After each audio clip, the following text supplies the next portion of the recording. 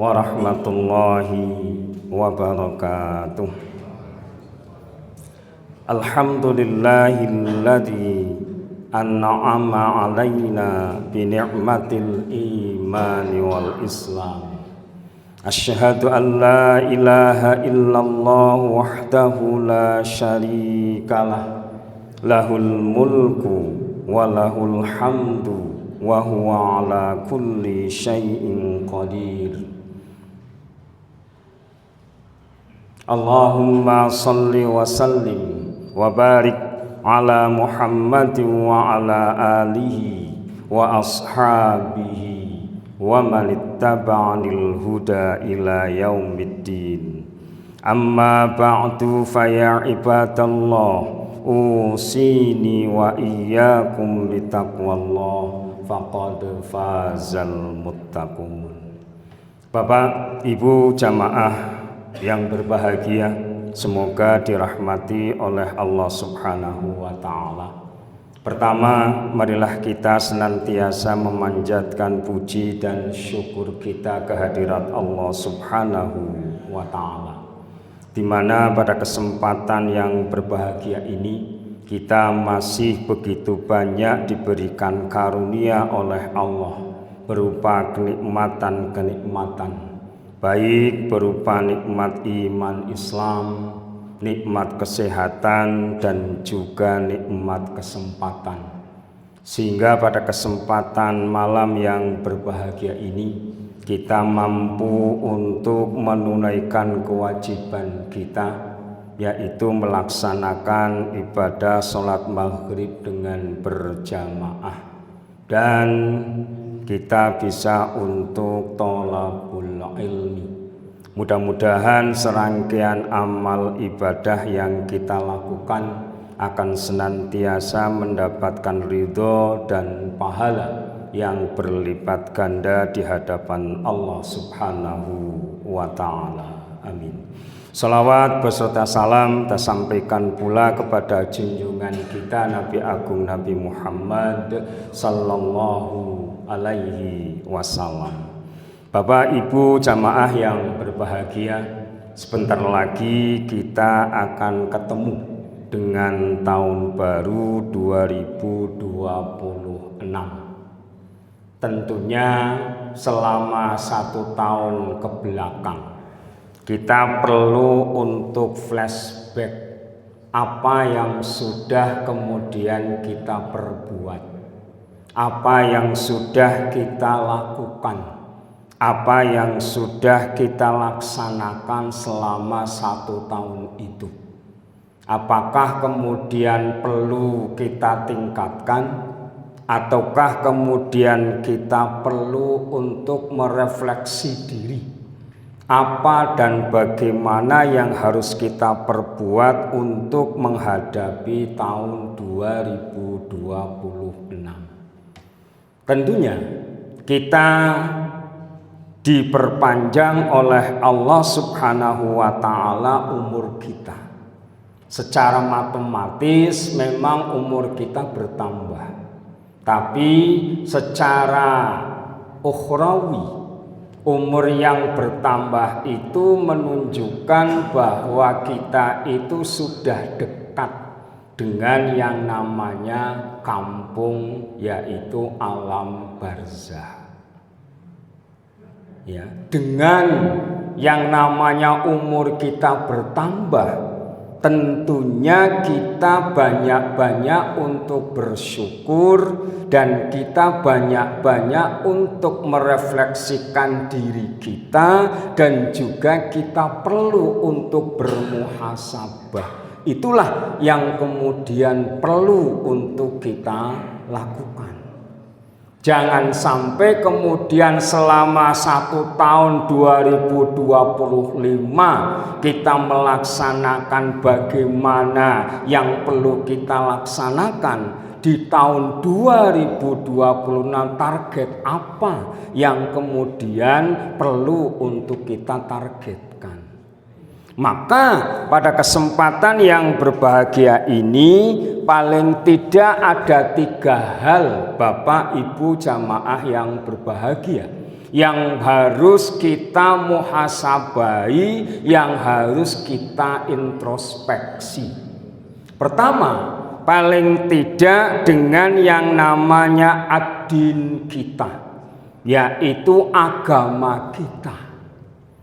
Yang kemudian perlu untuk kita tanyakan pada diri kita adalah sejauh mana dengan apa yang sudah kita laksanakan dalam agama kita, sudahkah kita mampu untuk memahami, mengamalkan ajaran kita tersebut. Yang kedua adalah sejauh mana pula kita mampu memahami dan mengamalkan apa yang ada di dalam Al-Quran maupun yang kemudian dicontohkan oleh Rasulullah Sallallahu Alaihi Wasallam sebagai sumber utama dalam kita beragama. Dua pertanyaan itu yang kemudian yang dapat menjawab adalah diri kita masing-masing. Artinya apa? Pada saat kita beragama, sejauh mana apa yang sudah kita amalkan dari agama kita itu. Padahal yang namanya agama kita itu memberikan yang namanya sesuatu yang luar biasa. Tuntunan-tuntunan yang begitu banyak. Tapi terkadang kita tidak mampu dan tidak bisa melaksanakan semuanya. Rasulullah SAW itu mencontohkan begitu banyak amalan-amalan yang biasa beliau lakukan. Dari mulai bangun tidur sampai kemudian tidur kembali, belum banyak yang kemudian kita ketahui. Itu kan perlu kita istilahnya pelajari. Perlu kemudian kita cermati dan kemudian perlu untuk kita amalkan. Jangan mengamalkan sesuatu yang kemudian Rasulullah SAW tidak mencontohkan. Kemarin saya ngisi di Ibu-Ibu Aisyah, itu ada pertanyaan yang lucu. Pak Ustadz, kapan mulai puasa Rajab? Saya baru dengar. Oh, napa puasa Rajab? Kemudian ada lagi, Pak, kemudian kalau puasa nisfu Saban itu Bapak bagaimana? Pertanyaannya itu. Ya, padahal Rasulullah SAW tidak mencontohkan adanya puasa Rajab. Nah, ini yang terkadang perlu kita harus senantiasa mempelajari bagaimana dan apa yang sudah dicontohkan oleh Rasulullah Sallallahu Alaihi Wasallam. Allah mengatakan, ya ayyuhalladzina amanu udkhulu fis-silmi kafah wala tattabi'u khutuwatis syaiton innahu lakum aduwwum mubin. Itu kan Allah memberikan kita penegasan, wahai orang-orang yang menyatakan dirinya beriman kepada Allah, yakin kepada Allah. Udkhulu fi'ilnya fi'il amr, berarti memang harus dilakukan.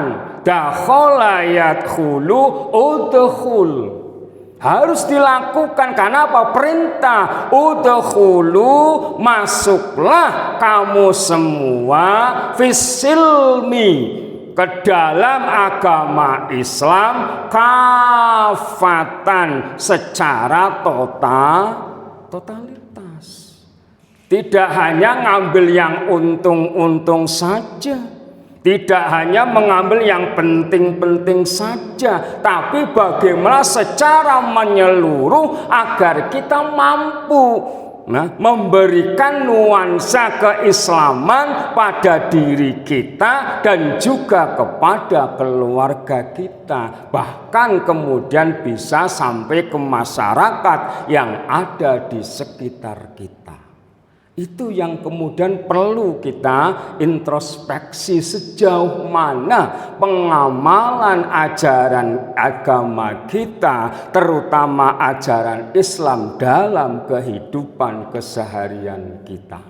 Kemudian yang kedua, sudahkah kita mampu mengamalkan Al-Quran, mampu mengejawantahkan Al-Quran dalam kehidupan keseharian kita? Itu juga perlu kita koreksi. Sudahkah kita mampu mengamalkan ayat-ayat yang ada di dalam Al-Quran? Ya, kalau memang belum mampu, paling tidak kita sregep untuk membaca, sregep untuk tadabbur, sregep untuk tadarus. Paling tidak ada yang namanya nuansa setiap hari, paling ba'da maghrib atau subuh, mungkin setiap 5 waktu bisa kita lakukan untuk ngaji, membaca Al-Quran. Kalau memang kita belum mampu untuk mengamalkan apa yang ada di dalam Al-Quran. Survei membuktikan dari sekian ribu guru-guru pendidikan agama Islam se-DIY, guru agama loh, ya, itu ternyata setelah mengalami tes, dites oleh yang berkompeten, ya. Pas saya itu dites itu dengan Ustadzah Nabila, tahu tak Bapak Ibu? Ya, yang biasa jadi yuri tahfidz Quran kaya apa wong ya, itu hal yang luar biasa ya, dan alhamdulillah saya dinilai bagus 96, tapi koreksinya ukah banget, membaca baknya kurang tepat, membaca taknya sedikit meles, itu dikoreksi tenanan. Tapi secara umum totalnya itu 90 sudah mahir. Tapi ternyata dari sekian ribu itu baru 22% sing iso ngaji, itu guru agama. Apalagi yang bukan guru agama. Aneh bin ajaib. Ya. Itu hal yang perlu dan kemenak kakanwil merasa pusing caranya piye ben kemudian guru-guru PAI itu bisa maca Quran. Setiap tahun di tempat saya di kantor itu setiap tahun mesti saya ngundang AMM. Untuk apa? Ngecek bagaimana guru SMK Muhammadiyah dan karyawan mampu dan bisa maca Quran. Dari 104 ya, yang sudah bisa maca Quran baru 90. Yang 14 ada yang terbata-bata, ada 2 yang masih Iqra jilid 1. Ini setiap tahun saya mesti datangkan dari AIM untuk ngecek bagaimana membaca Al-Qur'annya. Belum tentu yang mungkin saya membaca itu belum tentu benar. Ternyata dikoreksi oleh Ustadz Nabila itu ternyata belum ada apa-apanya. Masih dalam proses, masih banyak yang salah itu. Maka bagaimana kita cobalah untuk mengoreksi apa yang belum kita lakukan untuk mengamalkan apa yang ada di dalam Quran. Kiai Dahlan itu kan selama beliau hidup baru dan hanya 17 ayat yang disampaikan kepada para muridnya. Tapi tulis ayat tok, tidak 30 juz, tidak 6.666 sekian ayat, itu baru 17. Karena apa? Luar biasanya. Ya, maka ini juga penting bagaimana kita untuk mengoreksi, memuhasabai diri kita tentang yang namanya kita bagaimana mengamalkan apa yang ada di dalam Al-Quran. Nah, kemudian yang kedua, Bapak Ibu jamaah yang berbahagia, yang kedua yang perlu untuk kita muhasabai adalah tentang dunia kita. Kemudian paling tidak ada beberapa hal yang perlu kemudian kita koreksi. Yang pertama, bagaimana kita mensikapi kehidupan dunia kita ini. Apakah kemudian kita mencintainya dan kemudian kita jadikan ia menjadi tujuan hidup kita? Ataukah kemudian kita berbagai fasilitas kehidupan ini termasuk uang, rumah, kemudian kendaraan yang kita miliki kita letakkan hanya sebagai sarana untuk kehidupan dan kita tidak mencintainya melebihi cintanya kepada Allah dan Rasul-Nya. Itu perlu dengan dunia kita. Apakah itu menjadi tujuan hidup kita atau kemudian kita hanya sebatas kalau bahasa kita itu mampir ngombe. Hanya sekedar itu ngelak ya wis bar kemudian ngombe sudah selesai. Hanya itu, tapi tujuan hidup kita perlu kemudian kita tegaskan kembali. Nah, kemudian kita perlu melihat ayat Al-Quran di dalam surat Al-Hadid tentang bagaimana yang namanya kehidupan dunia kita. Ya. Allah Subhanahu wa Ta'ala memberikan penegasan dalam surat Al-Hadid ayat yang ke-20 yang biasa dibaca oleh Ustadz Fadil ya pada saat mengimami sholat jamaah subuh. Di situ Allah menggambarkan yang namanya sifat keduniaan ya. Di dalam surat Al-Hadid ayat yang ke-20 Allah memberikan penegasan i'lamu. Ingatlah olehmu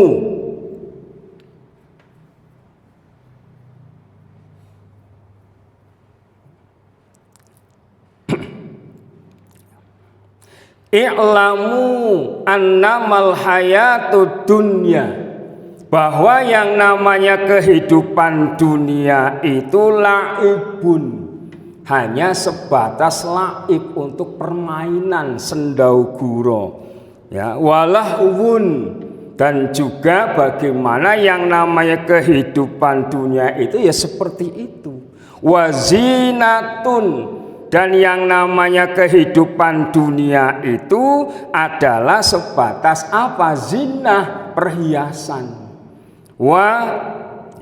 Kemudian Allah melanjutkan wa tafakhurum bainakum, dan yang namanya kehidupan dunia itu hanya bermegah-megahan antara kamu.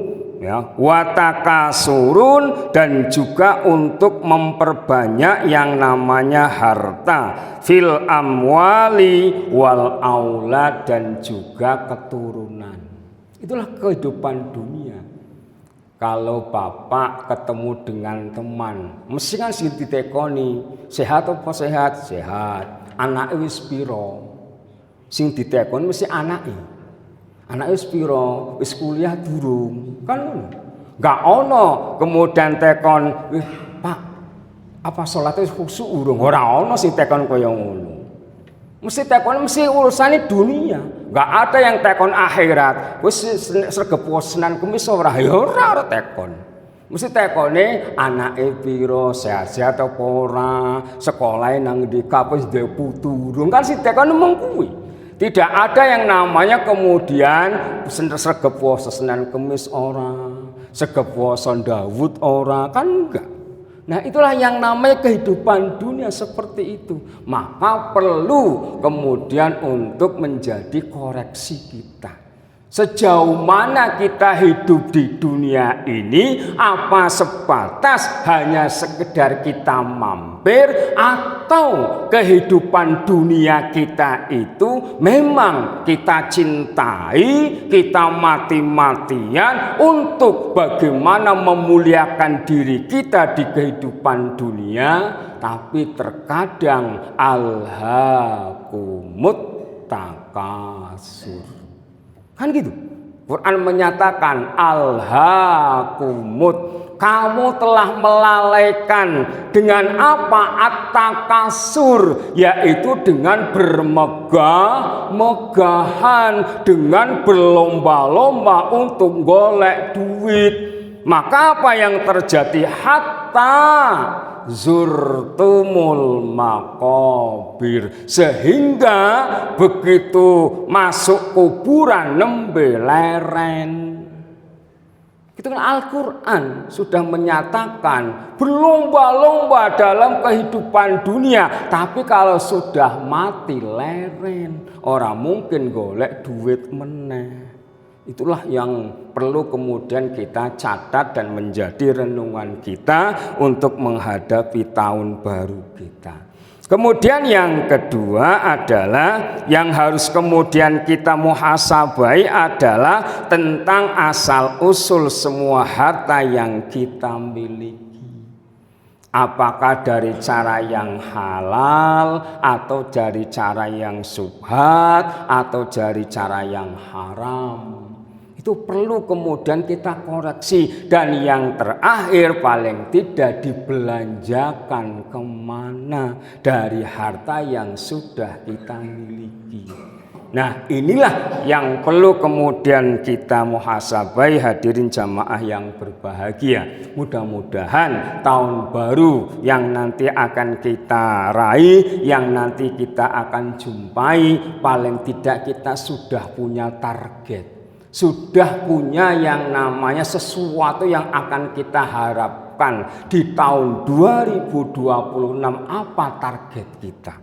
Apakah kita mampu untuk menghatamkan 30 juz itu dalam 1 minggu? Ataukah kita memberikan sesuatu yang menjadikan Allah senang? Itu kan perlu kita ada target, sehingga hidup kita itu punya makna. Jangan sekedar kita hidup saja, jangan sekedar kita hanya sekedar leha-leha, tapi bagaimana kemudian kita punya sesuatu yang nanti akan dibanggakan di hadapan Allah Subhanahu wa ta'ala. Demikian Bapak Ibu yang perlu saya sampaikan, mudah-mudahan ada manfaatnya. Kurang lebihnya mohon maaf, dan kita akhiri dengan doa kifaratul majelis. Subhanakallahumma wa bihamdika asyhadu an la ilaha illa anta astaghfiruka wa atubu ilaik. Alhamdulillahi rabbil alamin. Terima kasih. Billahi taufik wal hidayah. Assalamualaikum warahmatullahi wabarakatuh.